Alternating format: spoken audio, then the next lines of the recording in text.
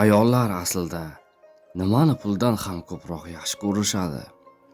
Bu videoda ayol qalbining eng chuqur ehtiyojlari, e'tibor, hurmat, ishonch, g'amxo'rlik va sadoqat haqida gapiramiz. Erkaklar uchun juda muhim bo'lgan psixologik maslahatlar, munosabatni mustahkamlaydigan eng asosiy 7 qadriyat. Videoni oxirigacha ko'ring. Chunki eng kuchli fikr yakunda aytiladi. Odamlar ko'p o'ylaydi.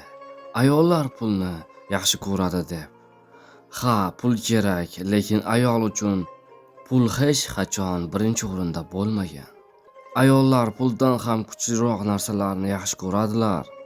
Ularning qalbi pul bilan emas, munosabat bilan ochiladi. E'tibor. Ayolga eng katta sovg'a bu vaqt. Tinglash, chin dildan qiziqish. Ayol aytgan gapini eshitgan erkakni hech qachon unutmaydi.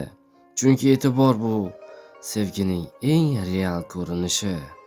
Hurmat. Hurmat har bir ayolning qalb eshigini ochuvchi kalit. Agar erkak ayolning fikriga hurmat bilan qarasa, uning xarakterini inobatga olsa, ayol o'zini qadrli his qiladi.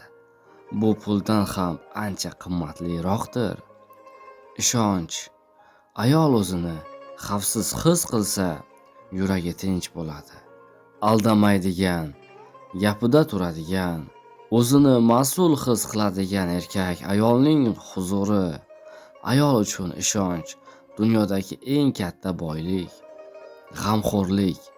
Katta ishlar emas, kichik mehrlar ayolni hayajonga soladi. Uyga yetdingmi? O'zingni ehtiyot qil. Charchamadingmi? Kabi oddiy gaplar ayolning qalbini yumshatadi. Bu so'zlar hatto sovg'adan ham kuchliroqdir. Tinglash. Ayol ko'p hollarda yechim emas, tushunishni xohlaydi. Uning tuyg'ularini, nozikliklarini sezgan erkak ayolning eng yaqin odamiga aylanadi. Sadoqat, doimiylik, barqarorlik, o'zgarmaydigan munosabat. Ayolni chin dildan sevib, unga sodiq bo'lgan erkakning qadri o'lchanmaydi. Sadoqat ayolning eng kuchli ishonchi. Qadrlash. Ayolga sen menga keraksan, sen men uchun muhim odamsan degan tuyg'u berish uni qanoatlantiradi. Ayol qadrlangan joyda gullaydi. Qadr ko'rgan ayol dunyodagi eng kuchli ayolga aylanadi.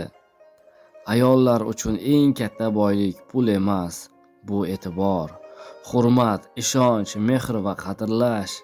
Agar erkak shularni bera olsa, ayol uning yonidan hech qachon ketmaydi. Munosabat pul bilan emas, qalb bilan quriladi.